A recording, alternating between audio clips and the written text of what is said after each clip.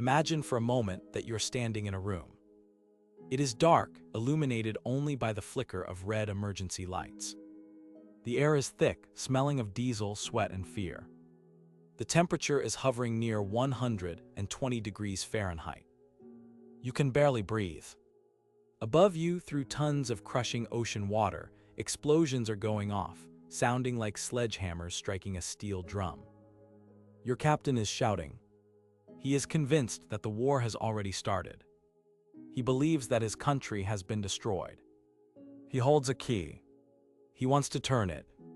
If he turns that key, he launches a nuclear torpedo that will vaporize the American fleet above. The Americans will retaliate. Moscow will burn. Washington will burn. London, Paris, Beijing. The world ends today. This was not a movie. This was not a simulation. This was the reality inside Soviet submarine B-59 on October 27, 1962. We often talk about the Cuban Missile Crisis as a game of chess between John F. Kennedy and Nikita Khrushchev played out in the Oval Office and the Kremlin. But the true turning point of human history didn't happen in a palace or a White House. It happened in the claustrophobic, reeking dark of the Sargasso Sea, and it came down to the decision of a single man. A man whose name you might not know, but to whom you owe your life. His name was Vasili Arkhipov. To understand how close we came to extinction, we have to go back to the beginning of October 1962.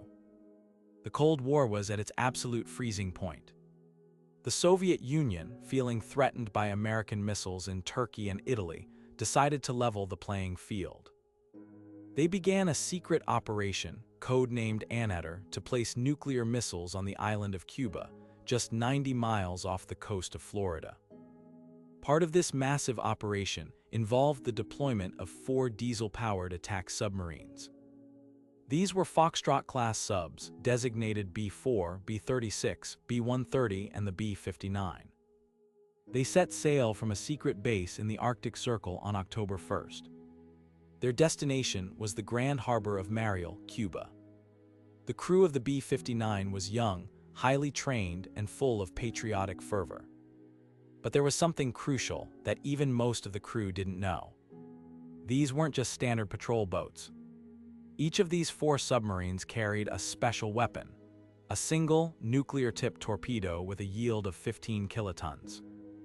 To put that in perspective, that is roughly the same destructive power as the bomb dropped on Hiroshima. The commanders of these submarines were given a terrifying amount of autonomy. Unlike the intercontinental ballistic missiles on land, which required a direct order from Moscow to launch, the submarine commanders had permission to fire their nuclear weapon if they had been attacked and damaged, and if they could not establish contact with Moscow. Effectively, if they thought the war had started, they had the green light to finish it. Vasili Arkhipov was not the captain of the B-59. That role belonged to Captain Valentin Savitsky. Arkhipov was actually senior to Savitsky. He was the chief of staff of the entire submarine brigade. He was aboard the B-59 to oversee the mission. This distinct chain of command would become the most important administrative detail in the history of the world. The journey was a nightmare from the start. As they moved south from the freezing Arctic into the Atlantic, they ran into a hurricane. But the real trouble began when they approached the quarantine line. By mid-October, American spy planes had discovered the missile sites in Cuba. President Kennedy ordered a naval blockade, or a quarantine, to stop any more Soviet ships from reaching the island. The waters around Cuba were swarming with the U.S. Navy. We are talking about dozens of destroyers, aircraft carriers, and surveillance planes. The B-59 was a diesel-electric submarine. This meant it had to surface frequently to recharge its batteries. It wasn't designed for long-term stealth in tropical waters. As they approached the Sargasso Sea, the conditions inside the sub became hellish. The cooling system broke down. The temperature inside the boat began to rise. It hit 90 degrees, then 100, then 115. The crew began to suffer from heat stroke. Men were fainting at their posts. Skin rashes broke out.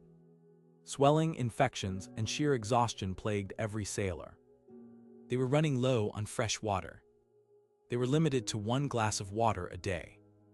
And to make matters worse, carbon dioxide levels were rising. They were slowly suffocating in a steel coffin. For days, they played a cat-and-mouse game with the U.S. Navy. But the Americans had better technology. They had sonar buoys and radar that the Soviets couldn't match.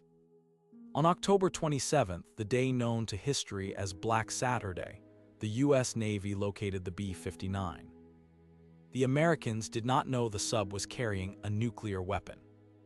They simply wanted to force it to surface and identify itself. To do this, they began dropping signaling depth charges. These were effectively practice grenades, loud, explosive, but designed to signal, not to destroy. However, inside the B-59, they didn't know that. Remember, they had been underwater for days. They had no radio contact with Moscow. They were deep enough that they couldn't listen to civilian radio broadcasts. They were completely cut off from the world. All they knew was that the hull was shaking. The sonar pings were deafening, like a hammer banging against the metal walls. Then came the explosions. To the exhausted, overheated, and terrified crew, this didn't feel like signaling. It felt like an attack. The submarine rocked violently. The lights flickered and died, leaving them in the red glow of emergency power. The air was foul. Panic began to set in. Captain Savitsky, a man who was already at the breaking point from sleep deprivation and stress, snapped. He believed that the war had already begun up on the surface. He shouted to his men, "Maybe the war has already started up there. We are going to blast them now. We will die, but we will sink them all. We will not become the shame of the fleet." Savitsky ordered the special weapon to be readied. He ordered the nuclear torpedo to be loaded into the tube. The target was the aircraft carrier USS Randolph. Now pause and consider what would have happened if that torpedo had been fired. The USS Randolph and perhaps several other destroyers would have been vaporized instantly. Thousands of American sailors would have died. The United States would have assumed a full-scale Soviet first strike. President Kennedy, who was already under immense pressure from his generals to bomb Cuba, would have had no choice but to launch a massive nuclear retaliation. The Soviet Union would have launched everything they had in return. The fallout models from 1962 estimated that a full nuclear exchange would have resulted in the immediate death of 1/3 of humanity. The subsequent nuclear winter, famine, and radiation would likely have claimed the rest. The decision to launch on the B-59 usually required the authorization of the captain and the political officer. On this day, the Captain Savitsky was ready to fire. The political officer, Ivan Maslenikov, caught up in the panic and the certainty of doom, agreed. He said yes. 2 out of the 3 necessary keys were turned. In almost any other submarine in the fleet, that would have been enough. But because Vasili Arkhipov was aboard the B-59 as the flotilla commander, he had equal authority. The launch required unanimous consent from all 3 senior officers. Savitsky, Maslenikov, and Arkhipov. The control room was chaotic. Savitsky was furious, yelling orders. The crew was scrambling. And in the middle of this bedlam stood Vasili Arkhipov. He was 36 years old. He was a veteran. In fact, he had already stared death in the face before. Years earlier, he had been on the K-19 submarine when its nuclear reactor almost melted down. He had seen radiation sickness. He knew the horror of nuclear technology when it went wrong. He was not a man easily rattled by fear. While the captain screamed for the launch, Arkhipov remained calm. He blocked the order. He told the captain no. A heated argument erupted. We don't have a recording of the exact words spoken in that sweating, red-lit room, but witness accounts describe a physical altercation, a moment where the fate of the world hung on the volume of one man's voice. Savitsky insisted they were being destroyed. Arkhipov countered. He argued that the Americans were not trying to kill them. If the Americans wanted to destroy the sub, he reasoned, they would have hit them with full-strength depth charges by now. The explosions they were hearing were signals. They were telling the sub to surface. Arkhipov wasn't just arguing against a launch. He was arguing against the psychological momentum of war. He was telling a terrified man to put down a gun while he was being punched in the face. He reasoned that they had no orders from Moscow. He reasoned that launching the weapon was suicide not just for them, but for their families back home. He refused to give his consent. He refused to turn his key. The argument dragged on. The explosions continued outside. The heat was unbearable. But Arkhipov was like a stone. He would not move. Eventually, his calm demeanor began to pierce through Savitsky's panic. The logic of his argument took hold. Arkhipov convinced the captain to surface the submarine and await orders. It was a humiliating decision for a proud Soviet captain to surface in the middle of the American fleet, effectively surrendering their position. But it was the only choice that allowed for a tomorrow. The B-59 blew its ballast tanks. It rose through the water. As it broke the surface, the fresh air rushed in. They were immediately surrounded by U.S. destroyers. The Americans didn't open fire. They didn't launch missiles. They simply signaled. There was no war. The world was still there. The sun was setting over the Caribbean, casting a golden light on the very water that had almost become the grave of humanity. The B-59 turned away from Cuba and began the long, slow journey back to Russia. But the story doesn't end with a hero's welcome. When the submarines returned to their base in the Arctic, they were not greeted with parades. They were met with shame. The Soviet leadership was embarrassed that their submarines had been forced to surface. One admiral famously told the submariners, "It would have been better if you had gone down with your ship."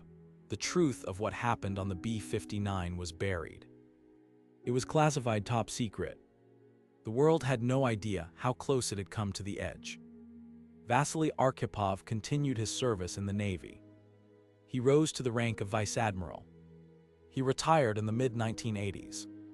He lived a quiet life in a modest apartment outside of Moscow. It wasn't until 2002, 40 years after the crisis, that the truth came out. At a conference in Havana, observing the anniversary of the crisis, former key players from the US and Russia gathered to discuss what happened. It was there that a former intelligence officer revealed the existence of the nuclear torpedo and the argument on the B-59. The Americans in the room were stunned. Robert McNamara, who was the U.S. Secretary of Defense during the crisis, was reportedly white as a sheet. He realized that all his calculations, all his strategy, had been irrelevant. The world had been saved not by policy, but by one Soviet officer who decided to be stubborn. Vasili Arkhipov died in 1998. He passed away from kidney cancer, likely caused by the radiation exposure he suffered aboard the K 19 years before the Cuban crisis. He died before the world truly knew what he had done. He never sought fame. He never gave sensational interviews. He was a professional sailor who simply did his duty. But his legacy is immeasurable. Think about your life. Think about your parents, your children, your friends. Think about every movie you've watched, every song you've heard, every sunrise you've seen since 1962. None of that would exist if Arkhipov had bowed to the pressure. We often look for heroes in the form of conquerors, generals, or revolutionaries. We look for people who change the world by force. But sometimes the greatest form of heroism is restraint. It is the courage to stand still when everyone else is running. It is the bravery to say no when the easiest thing to do is say yes. Thomas Blanton, the director of the National Security Archive, called Arkhipov the man who saved the world. It sounds like hyperbole. It sounds like a clickbait title. But in this specific, terrifying case, it is the literal historical truth. The lesson of Vasili Arkhipov is chilling, yet hopeful. it reveals how fragile our civilization is. We built machines capable of destroying us, and we placed the trigger in the hands of fallible, frightened human beings. But it also reveals that individuals matter. In the face of overwhelming systems, in the face of the inevitable march of war, one person's humanity can act as a brake. We are here today because on a sweating, dying submarine in the middle of the ocean, Vasili Arkhipov chose life over pride and prudence over panic. He is the quiet guardian of our modern era, the silent savior who allowed the 20th century to continue. So the next time you look at a map of the world, or watch the news, or simply sit in a quiet room, remember the B-59. Remember the darkness, and remember the man who refused to destroy it all.